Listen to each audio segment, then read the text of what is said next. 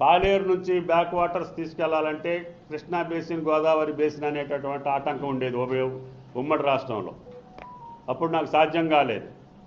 అయినా సరే నరసింహలగూడెం 1, 2 అని పెట్టి కొంత భాగానికి నీళ్ళు ఇవ్వగలిగా. కానీ నాకు తెలంగాణ రాష్ట్రం ఏర్పడ్డాక పాలేరు నుంచి ఇమ్మీడియట్గా లిఫ్ట్ చేసి ఎస్ఆర్ఎస్పి కెనాల్లో వేస్తే 76,000 ఎకరాలు పాలేరు నియోజకవర్గంలో నీటిపారుదల వస్తుందని చెప్పి ఆ రాజు ప్రభుత్వాన్ని ఒప్పించి, ముఖ్యమంత్రిని ఒప్పించి, ఇదే పెద్ద మనిషితోటి ఆ పనులు చేయించాను. ఈ ఆటకి దగ్గరగా 7-8 సంవత్సరాలు, 6-7 సంవత్సరాలు పాలేరు రూపురేఖలు మారిపోయినాయి.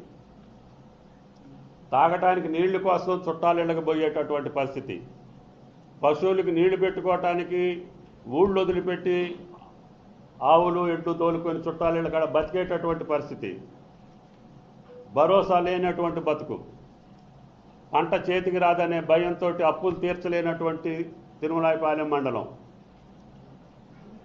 అటువంటి మండలాన్ని సస్యశ్యామలం చేసినటువంటి సంతృప్తి నాకుంది.